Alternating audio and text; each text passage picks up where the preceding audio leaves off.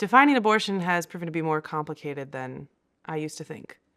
So first I'm going to explain how some groups define it and then tell you where I'm coming from. But generally speaking, pro-choice people say it's just termination of pregnancy. It does not have to include death. It just means you're ending the pregnancy preterm for any reason. And allegedly, historically, the medical definition of abortion was any termination of pregnancy before 20 weeks. That's why medically miscarriages are called spontaneous abortions and everything else is induced abortion. The thing is that definition doesn't work anymore because, at least in the United States, we have abortion throughout all of pregnancy, even past viability, even into the third trimester, so well past 20 weeks. So the historical medical definition no longer works, okay?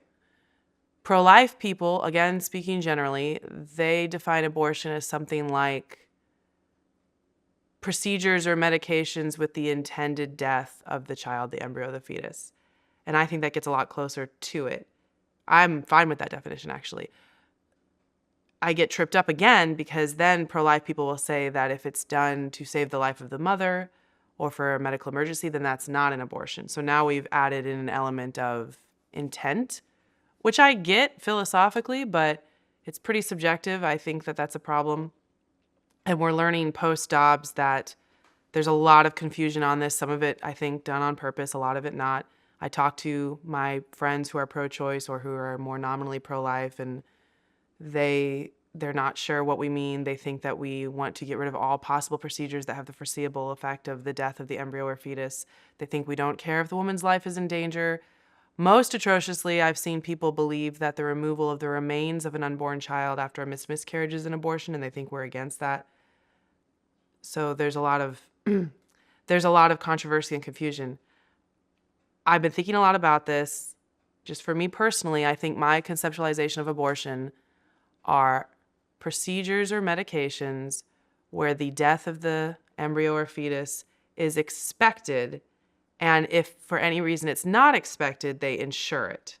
And so I'm going to be very, very clear about that. The only real controversy about this is when we're talking about abortion where it's induced labor, because that gets gray area. If we're talking about dismemberment, obviously it's an abortion. If we're talking about procedures where the death is part of the procedure, obviously it's an abortion. It gets controversial when you're talking about induced labor before viability or peri-viability or things like that. So here's how I break it down.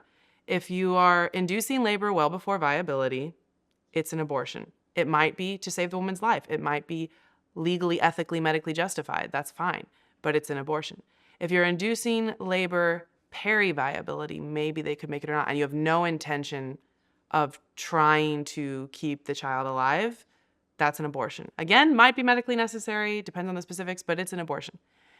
If you're inducing labor after viability, when there is a life-limiting or fatal fetal diagnosis with no intention of trying to keep the child alive, that's an abortion. And very importantly, this is rare, but it happens and it's important to the definition.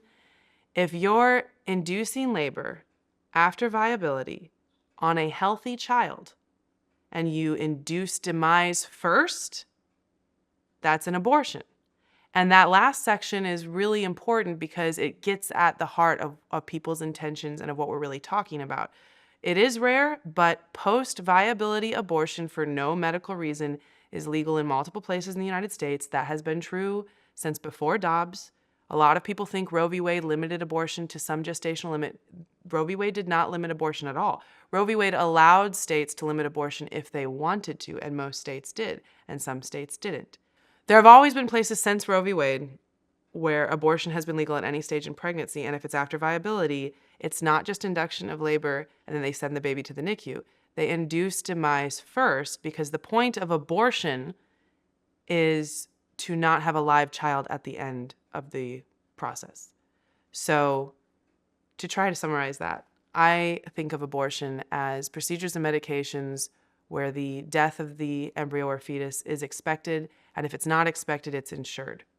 Sometimes it's medically necessary. I diverge a little with some of my pro-life contemporaries where they say abortion is never medically necessary. They're using a different definition. They're using a definition that includes where the primary desire is the death of the child. And so for them, it's never necessary medically to purposefully kill the child to save the mother. They're using a different definition. My definition, I think, is simpler, especially when talking with the public. Abortion is with the foreseeable death of the embryo or fetus, sometimes that's necessary to save a woman's life or for other dire situations. Most of the time, it's not. I think it should be legal when it's medically necessary, when her life is in danger, and I think electively it should not.